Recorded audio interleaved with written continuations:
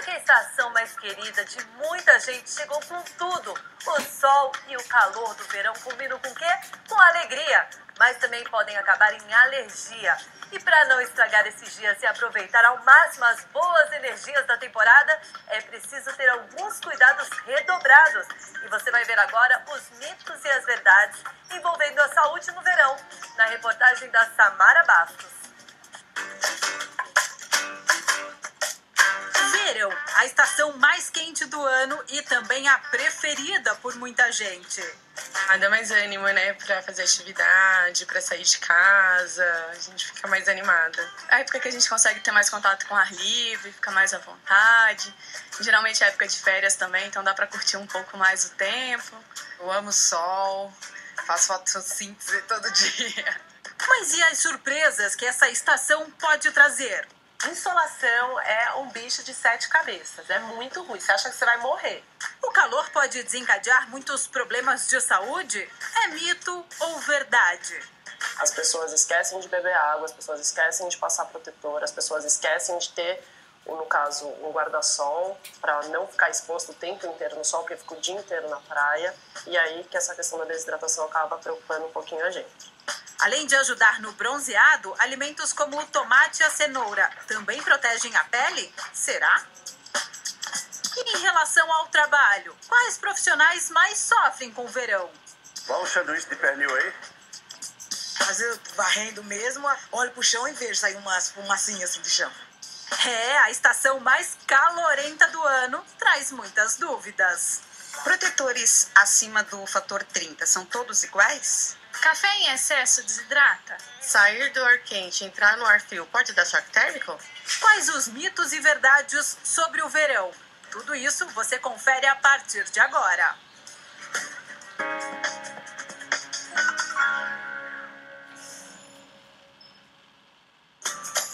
São 3 meses aproveitando dias mais longos e as altas temperaturas. Não é à toa que os mais de 7.000 quilômetros de litoral brasileiro ficam lotados nessa época do ano.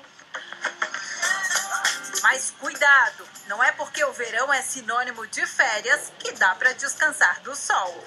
O calor pode ser um vilão para a saúde. O câncer de pele é o tipo de câncer mais comum no Brasil e também um dos problemas mais conhecidos, principalmente de quem toma muito sol. A cada ano são diagnosticados cerca de 180 mil novos casos. Mas esse não é o único problema, não. Desidratação, insolação e até alergias. Doenças como essas são mais comuns no verão? Eu fiquei toda assim, como se tivesse rubéola, por exemplo. O VB, ele aumenta a irritação da pele, a vermelhidão, e aí com isso, essa queimadura solar, ela pode gerar algumas alterações celulares. Ou seja, a célula fica alterada e pode gerar o câncer de pele, o envelhecimento do colágeno e tudo mais. Jorge tem 2 anos e nunca foi à praia. O sol é inimigo do menino.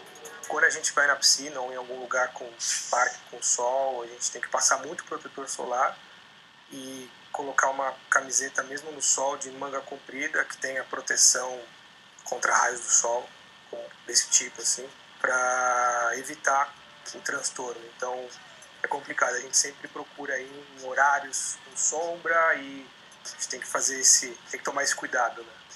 Ele tem alergia severa ao sol. Quando a crise ataca, o corpo fica cheio de bolinhas de água. Irrita, ele começa a coçar. E aí coce e eventualmente até sai sangue. É a exposição ao sol, mas também o calor, o suor na pele faz com que se agrave a situação. Em geral, a alergia ao sol é desencadeada pela exposição direta aos raios solares. Os sintomas mais comuns são vermelhidão, coceira, sensibilidade e, em casos mais extremos, a formação de bolhas. Esses incômodos desaparecem com antialérgicos e pomadas para coceira.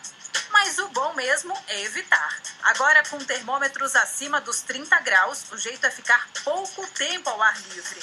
Jorge e a irmã só brincam no quintal de casa em horários mais frescos. O restante do dia é com o ar-condicionado ligado.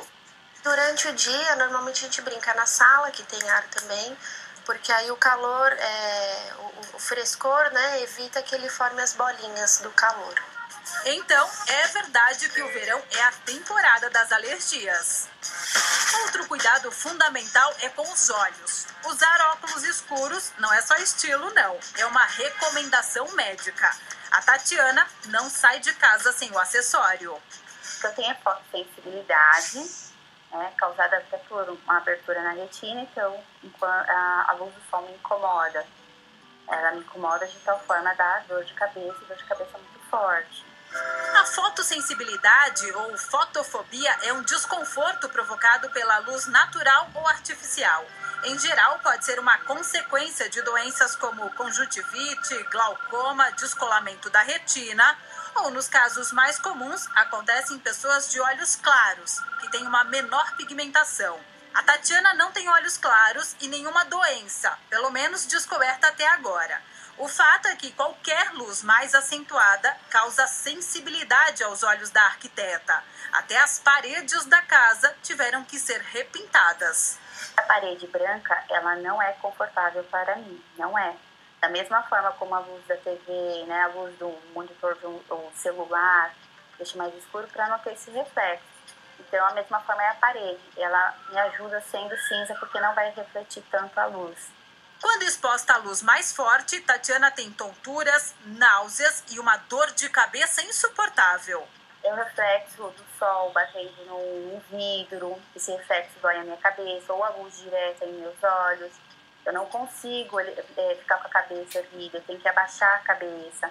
Eu busco óculos para colocar meu óculos anti-reflexo ou óculos escuros.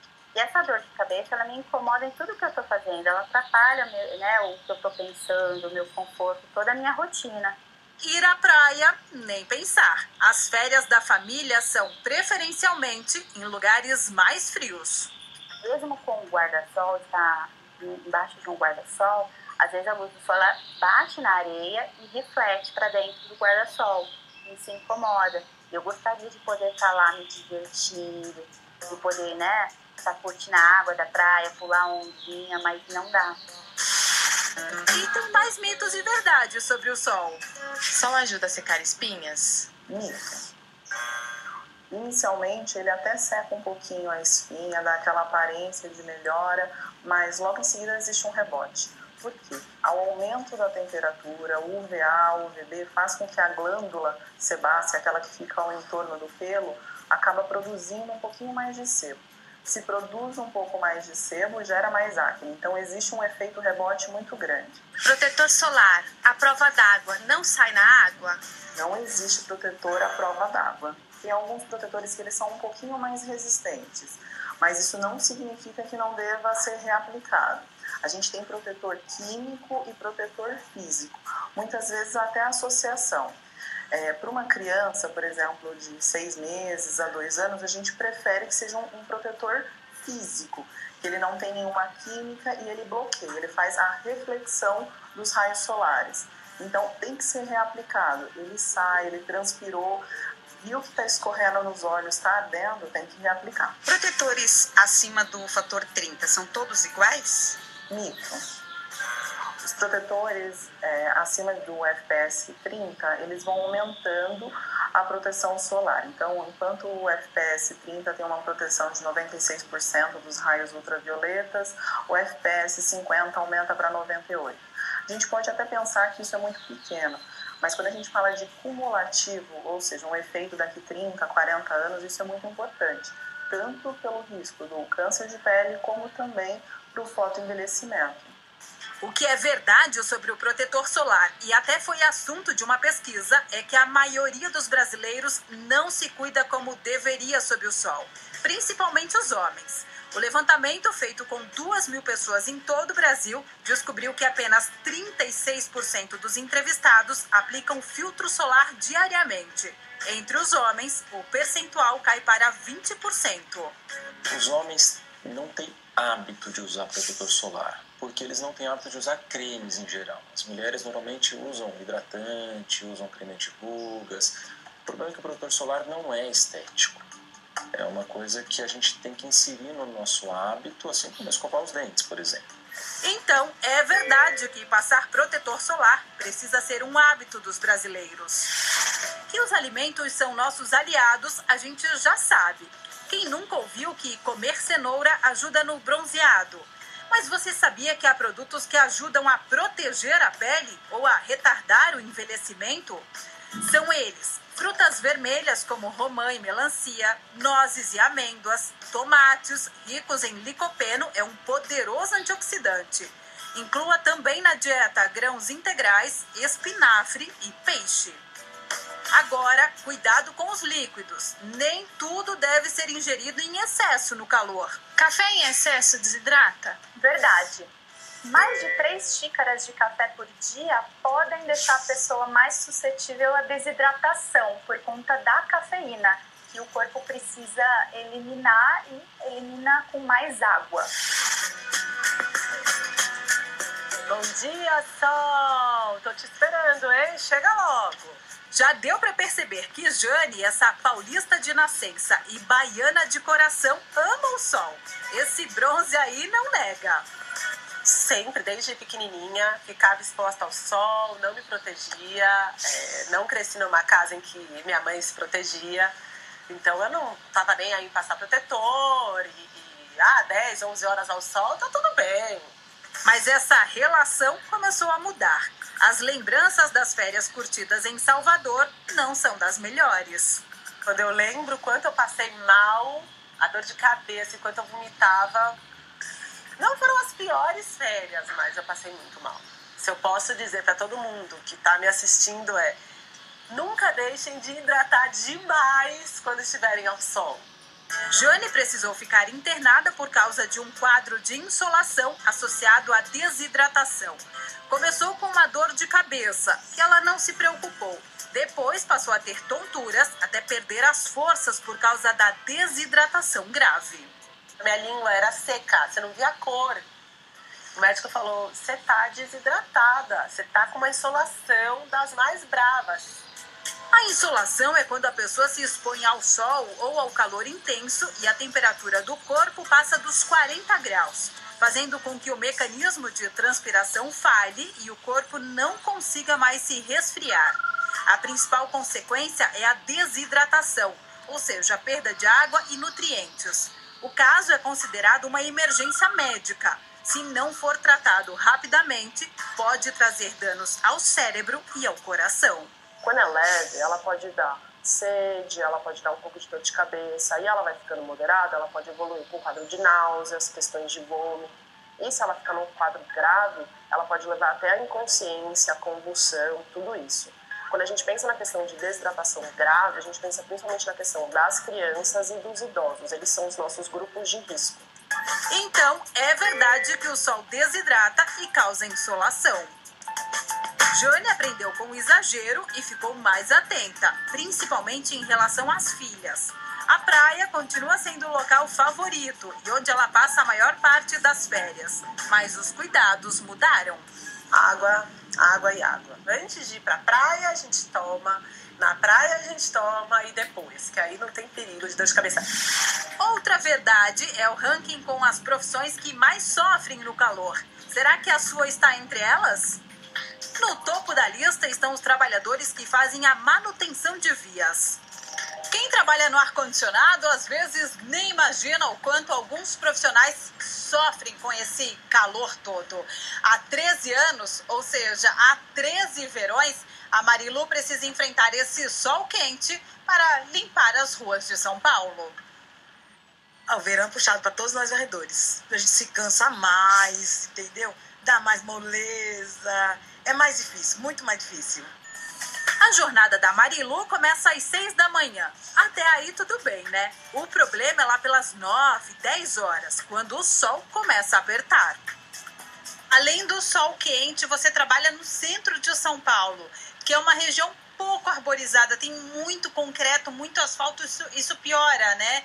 Você sente essa diferença? Muita, com certeza. O ar fica mais poluído, né? É mais ruim para se estar trabalhando, de vez em quando meio que falta um ar, essas coisas.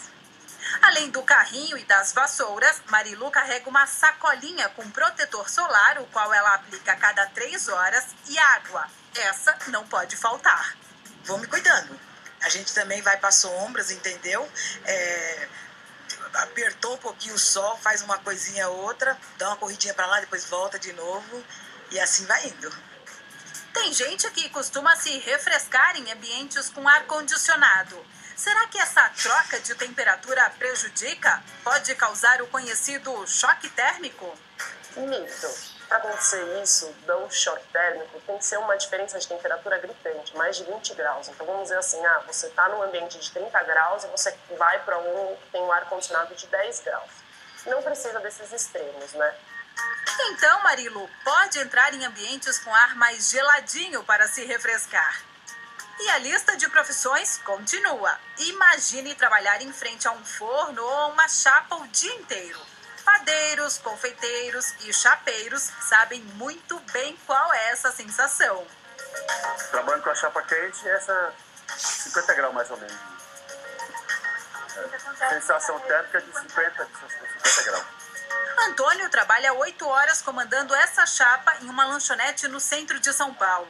São cerca de 150 lanches todos os dias. Ele não para. É ruim assim, porque você quer se livrar. Saiu 10 lanches, 15, você quer sair de lá para tomar uma fresquinha fora, um lazinho. Para amenizar o calor, Antônio bebe água. São cerca de 2 litros só no período em que está trabalhando. 2 garrafinhas de água dessa. Isso mesmo, Antônio. A água é a grande aliada na hidratação. Por isso, a recomendação é não desgrudar da garrafinha nos dias mais quentes. Entre tantos mitos e verdades, a certeza absoluta é que nos dias de calor intenso, você pode aproveitar o sol.